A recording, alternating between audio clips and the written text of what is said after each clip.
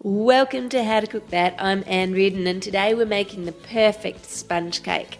After the ombre video there have been so many requests for this recipe. And I've tested many different vanilla cake recipes over the years, and some look great but they're dry, others taste yummy but they're heavy or crusty on the outside and don't look very good. And I've used all of these taste tests to create my favourite recipe. A sponge cake that is light and fluffy, yet still moist and tastes delicious. Place your flour and your sugar and your baking powder, salt and gelatin into a bowl and whisk it. Whisking it incorporates air, just like sifting it does, but it's quicker and easier. For all of the recipe quantities that you need for this sponge cake, visit the website at howtocookthat.net. There's a link in the description below this video.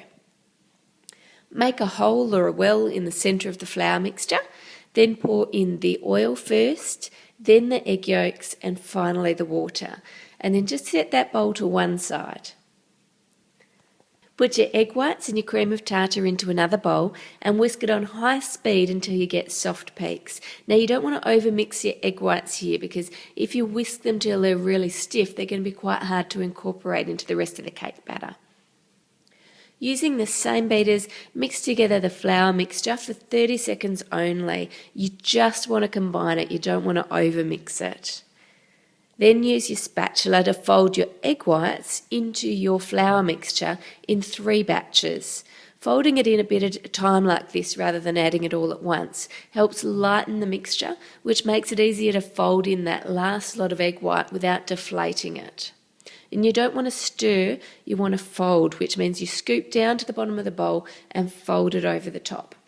Line but don't grease 2 cake tins and divide the mixture evenly between the 2.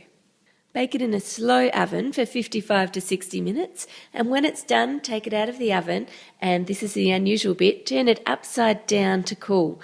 What this does is it helps keep it fluffy and it helps keep the moisture in the cake, because the steam that is rising is not escaping, it's staying in the cake.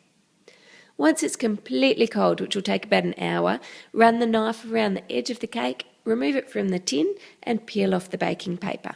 Now you can decorate it how you like. Here I'm using cream with just a little bit of icing sugar and a bit of vanilla to give it a bit of sweetness and flavour, and whip it until it's firm. You don't want to over whip your cream or it will start to go lumpy because it's starting to turn into butter. Take a punnet of strawberries and cut some good looking slices from the centre of each strawberry, and then the sides on each side of the strawberry, chop those into just little pieces. Place your sponge cake onto your cake platter, spread with a small amount of jam, and that stops the moisture from the strawberries making the cake soggy.